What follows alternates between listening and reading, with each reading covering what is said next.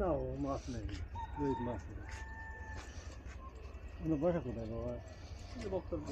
ও নদীর মাছ ওই এক ছয় দু চার দেখে ঠিকই যাচ্ছে, মাছ পাওয়া যায়, মাছ পাওয়া যায়। হ্যাঁ, আর যাও ছাড় তো এই যে নেটের জাল দিয়ে সব একেবারে ডিম টিম মুছে থাকে তোলে, কারেন্ট জাল, তাহলে কি করে খায়?